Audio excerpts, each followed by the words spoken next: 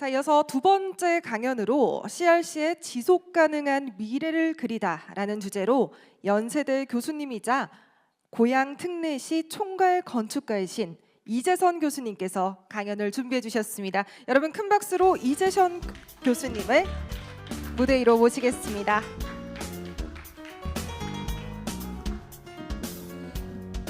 예, 반갑습니다. 방금 소개받은 연세대학교 이재선입니다.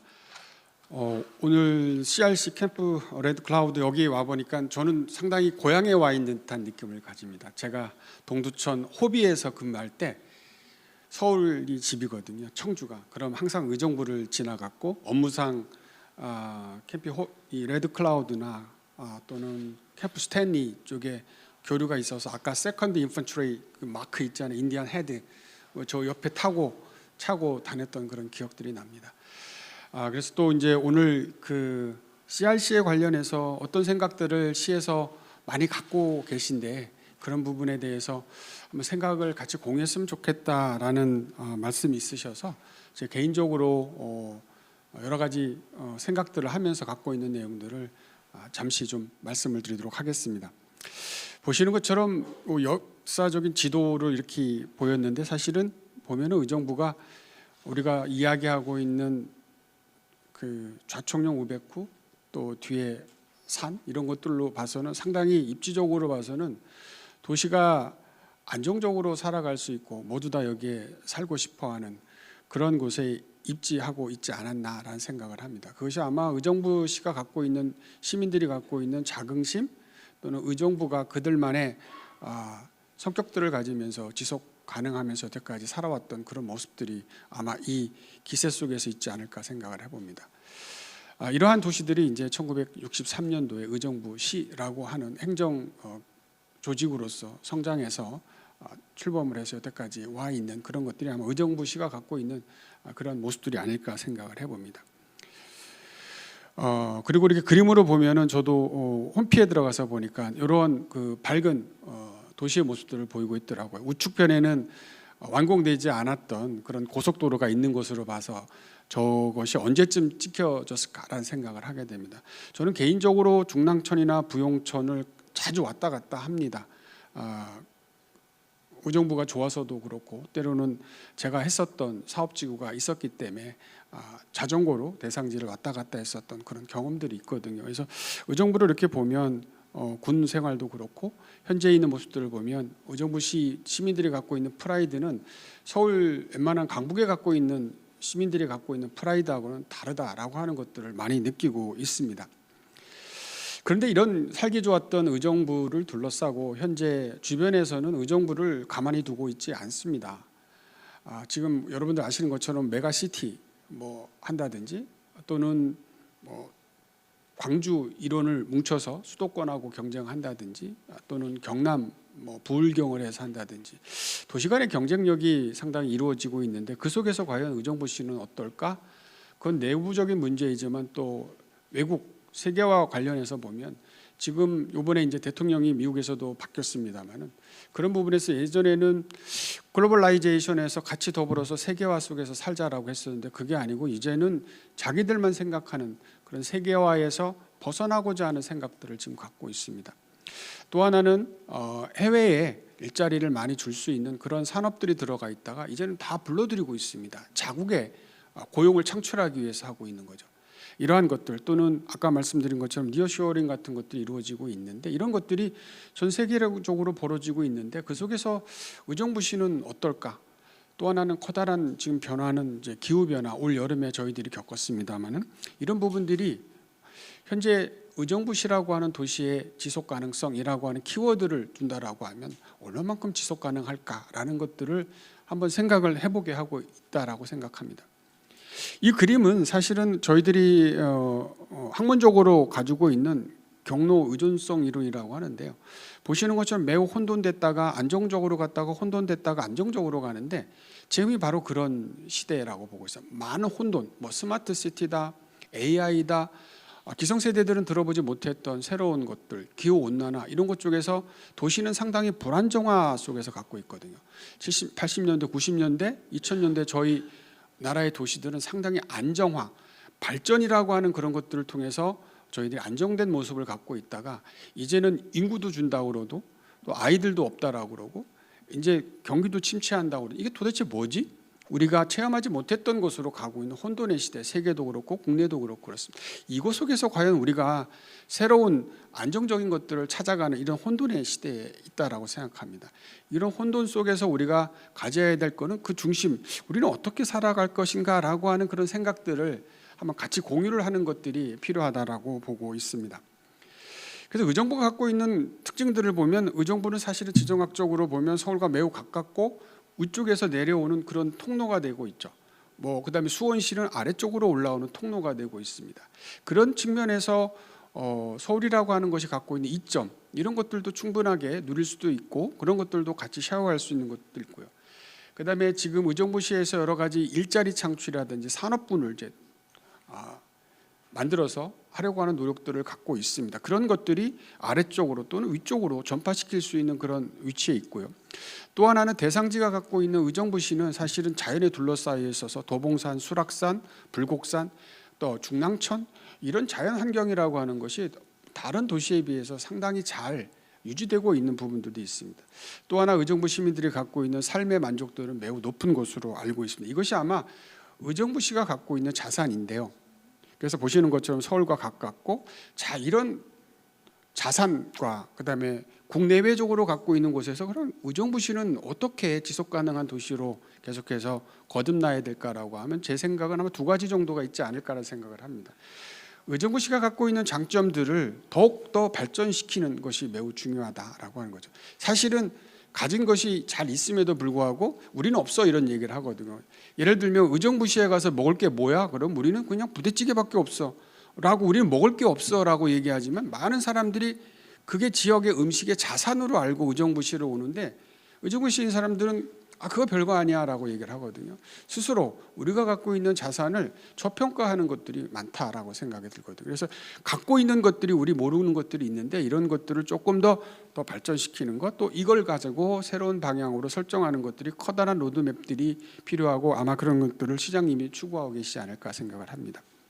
그래서 현재 그 도시기본계획과 관련해서 공청회를 하면서 기존에 갖고 있었던 체제에서 하나의 도심과 또 부도심을 가지고 있고 4개의 지역을 발전시키고자 하는 것들이 사실은 의정부의 모습이 되고 있죠. 그래서 어떻게 보면 도시를 설계하는 사람으로 입장에서 보면 의정부시는 3가지로 쪼개져 있으면 남북으로 서쪽으로 하나가 있고 가운데가 있고 우측으로 하나가 있는 이상하지만 하여간에 3개의 축이 커다란 축들이 남북으로 연결되어 있는 그런 특징들을 가지고 있다라고 볼 수 있습니다. 또 하나는 공청회 자료에 나와 있는 것처럼 새로운 4차 산업 이런 부분들을 가지고 가려고 하고 있습니다. 이런 것들은 아마 디자인 클러스터를 만들려고 하는 그런 노력들이 이거에 기반하고 있지 않을까라는 생각들을 합니다.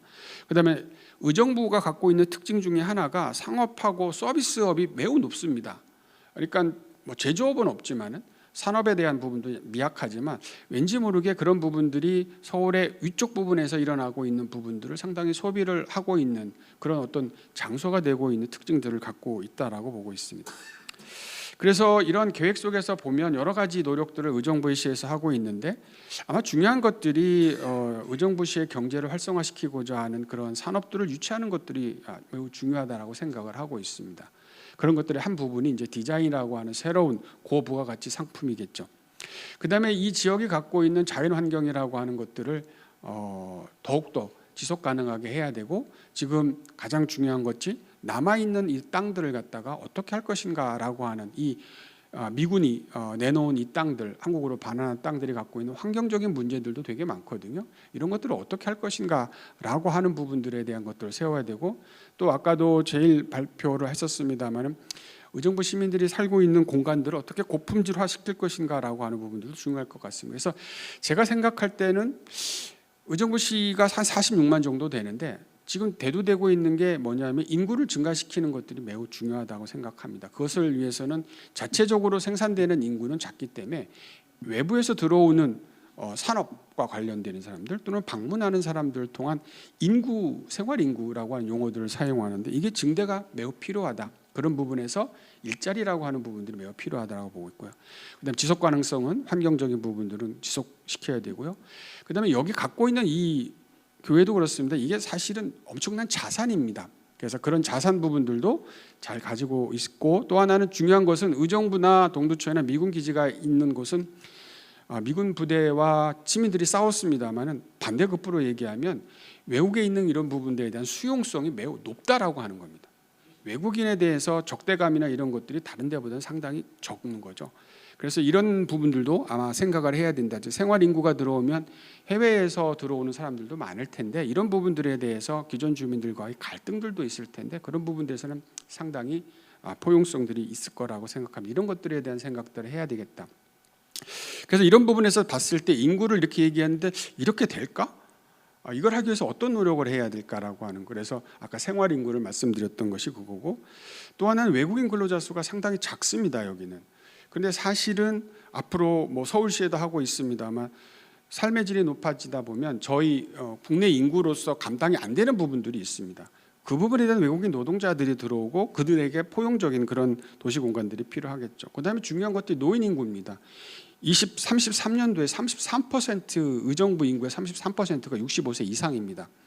이분들을 어떻게 할 것인가라고 하는, 그러니까 이 올드 제너레이션과 같이 젊은 그다음에 아이들이 같이 할 수 있는 도시 공간들이 도시가 필요하지 않을까라는 생각을 해봅니다. 그래서 남은 게 뭘까? 의정부는 사실 축복을 받고 있었죠. 남아 있는 미군 반환 공여지라고 하는 땅이 있습니다. 다른 도시들은 땅을 찾아내는데 매우 어렵습니다만 여기는 귀한 자산이 이게 있습니다. 물론 환경적으로는 상당히 어려운 부분들도 있습니다.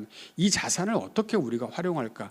이걸 지금 다른 데처럼 주택을 개발해서 도시 개발을 할까?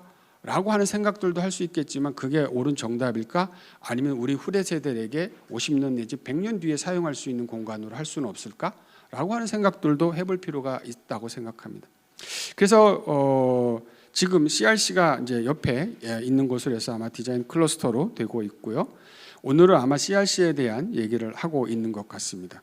그래서 이 대상 지구에 대해서 우리가 논의를 하면서 가져야 될 부분도 여러가 있지만 사실은 이 그림은 2009년도에 제가 이 앞에 가능 재정비 촉진 지구 MP를 하면서 했었던 모형입니다. 근데 그때 사업이 됐었으면 아마 CRC에 그런 요구를 할 수는 없을 것 같습니다. 그런데 사업이 안 됐기 때문에 기존 시가지에서 필요한 그런 부분들이 CRC 쪽에서 만들어주는 것들이 사실은 좀 필요하다. 그런 것들이 수용성도 있고 각 제너레이션 간에 사용할 수 있는 그런 부분들이 되겠죠. 그래서 재정비 촉진 계획에서 저렇게 아마 개발됐더라면 가능지구가 CRC는 또 다른 것들을 아마 요구했을 텐데 지금은 그 개발이 되지 않았기 때문에 다른 쪽으로 대응을 할 필요가 있겠다. 그런 모습이 되겠죠. 그래서 어떻게 보면 왼쪽에는 CRC를 중심으로 해서 기상시가지에서 필요한 기능들을 받아줘야 되고 가운데 있는 부분은 이번에 용현지구가 공공주택지구로 지정이 됐기 때문에 그 부분에서 가운데에서 필요했다. 우리는 기성시가지는 옴짝달싹을 하기가 어렵거든요. 그래서 그런 부분들을 받아주고 우측편에는 캠프 스탠리가 있습니다. 캠프 스탠리도 지어있는 비어있는 땅이고 제가 의정부 법조단지를 하면서 스탠리를 계속 바라보면서 저 부분이 어떻게 될까 함께 고민을 했었던 바로 그 땅이기 때문에 그 부분도 아마 의정부가 갖고 있는 또 다른 지속가능한 도시를 만들기 위한 노력이 가능한 것이지 않을까라는 생각을 해봅니다. 그래서 이런 것들을 하기 위해서는 CRC는 자연에 미치는 영향을 최소화하고 그다음에 의정부에 살고 계신 시민들의 삶의 공동체를 회복하는 게 매우 중요하다라고 생각합니다. 그래서 그런 것 중에 하나가 뭐 탄소 저감이라고 하는 얘기들을 합니다만 이런 거에서 아까 말씀하신 기존에 있었던 건물들을 활용하는 것들 또는 뭐 N분 도시나 15분 도시들을 하면서 여기에 거주하고 있는 사람들의 정주 환경들을 개선시키는 여러 방안들이 있을 거라고 생각합니다.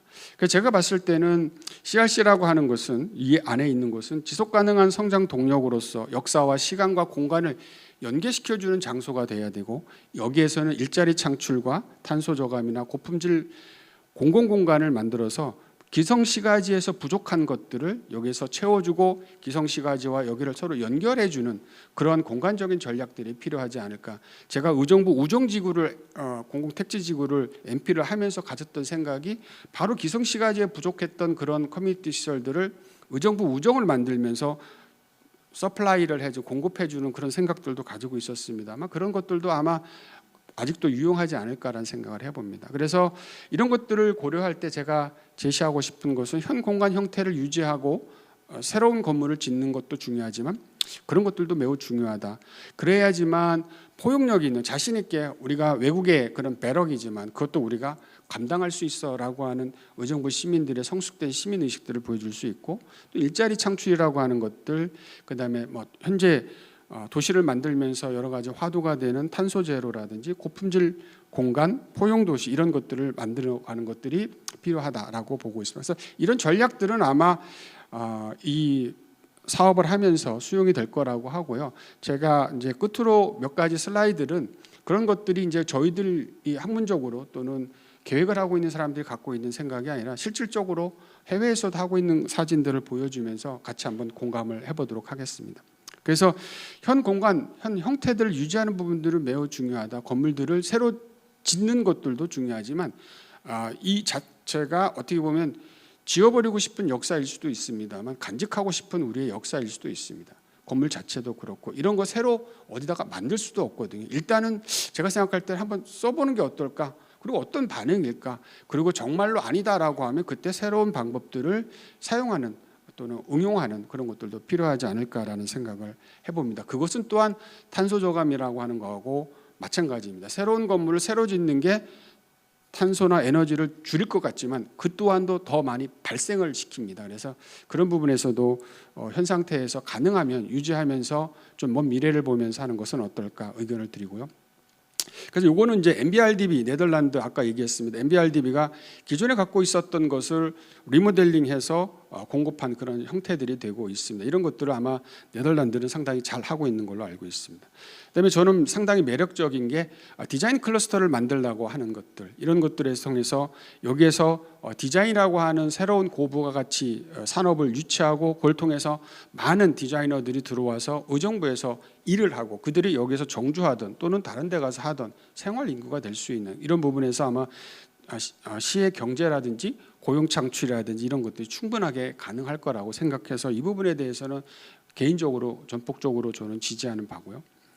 그다음에 탄소 저감이라고 하는 부분들에 있어서 보시는 것처럼 핀란드 같은 경우는 뭐 저층 햇빛이라고 하는 부분들을 지하층까지 확보를 하고 있는데 저는 이런 전략들을 지금 고향에 이제 GTX 여기 KTX가 생깁니다만 거기도 지금 하부 개발들을 하고 있는데 그 부분에 적극적으로 활용을 하고 있고 또는 이러한 그 미술관도 마찬가지가 되겠죠.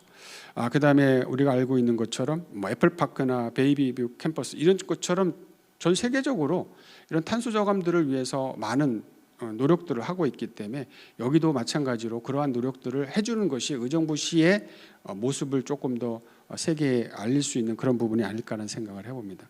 또 하나는 고품질의 공공공간입니다. 사람들이 점점점 실내 공간에 사는 것들을 선호하지만 집에서는 실내 공간이 많지만 단지나 도시나 지역으로 가면 갈수록 오픈 스페이스에 대한 필요성들은 매우 크다. 특히 우리가 코비드 때 겪었던 것처럼 공공공간의 필요성은 매우 중요합니다. 기성시가지에는 그런 것들이 매우 부족합니다. 그걸 확보할 방법도 없습니다. 그랬을 때 이렇게 남아있는 이러한 미래를 위해서 미래 세대들을 위해서 나머져 있는 공간 속에서 시민들이 필요하는 공공공간을 충분하게 공급하는 것들도 매우 좋은 방법이다라는 생각을 해보게 됩니다. 그래서 이거는 얀겔이 얘기했던 것처럼 시민들이 선택적인 활동을 통해서 이곳에 오실 수 있도록 하려고 그러면 이 공간들을 고품질의 공간으로 공공공간으로 만들어야 될 필요성들이 있습니다. 그런 것들은 아마 그 이후 단계에서 설계를 통해서 진행이 될 거라고 생각을 합니다. 그래서 예를 들어서 핀란드에 있는 오디 도서관 같은 경우는 특히 중요한 게 이런 고품질의 공간을 만들면서 계획가나 건축가나 이 전문가들 스스로 만드는 것이 아니라 시민들과 같이 만드는 그런 것들이 매우 중요하다. 여기는 많은 사람들이 가서 그 공간들을 즐기면서 전 세대가 어울려지는 그런 공간들이 되고 있습니다. 일본에서 만들어지는 이런 공간들이 도심에도 있습니다. 이런 것들 충분하게 시민들이 즐길 수 있도록 제공해 주는 것, 이 공간이 아마 그렇게 되지 않을까 싶습니다. 또 하나는 포용성입니다. 보시는 것처럼 아까 33%가 올드 제너레이션이 되고 있고 어린이들도 있습니다. 이런 세대들이 같이 어울릴 수 있는 것이 향후 우리가 닥쳐서 해야 될 그런 부분들이라고 보고 있습니다. 이거는 제가 세종 5-2에 만들었었던 그런 공간인데요. 그런 것들도 같이 노력도 하고 또는 각 세대들이 놀이터에서 같이 할 수 있는 싱가포르의 사례 이런 것들이 될 것 같습니다. 그다음에 노인과 젊은이들 그다음에 아이를 갖고 있는 분들이 근처에서 살 수 있도록 하는 그런 케어 시스템도 있는 싱가포르 예도 우리가 공유 도시를 만들어가는 것들이 중요한 것들이 되겠다. 아까 외국인들도 마찬가지가 되겠습니다. 그래서 끝으로 말씀드리고 싶은 거는 이건 제가 생각하면서 쓴 것인데요. 지속 가능성이라고 하는 것은 그냥 과거의 것을 현재까지 그리고 미래까지 변함없이 우리가 답습해야 하는 것을 의미하지는 않는다라고 생각합니다. 그런 것은 절대 지속 가능하지 않다라고 생각하고 있습니다. 인간은 지구에 와가지고 잠시 머물다가 돌아갈 수밖에 없기에 머무는 동안 우리가 이 지구라는 환경에 부정적인 영향을 최소화시키는 것이 매우 중요한데 미래 도시 CRC도 마찬가지가 되겠습니다. 그곳에 살게 될 사람들이 자연과 조화를 이루면서 의정부 시민들의 어떤 공동체를 더욱더 고양시킬 수 있도록 하도록 이 CRC라고 하는 부분들이 계획되고 설계되는 것이 아마 제가 드릴 수 있는 이야기이지 않을까 생각합니다. 마치도록 하겠습니다. 감사합니다.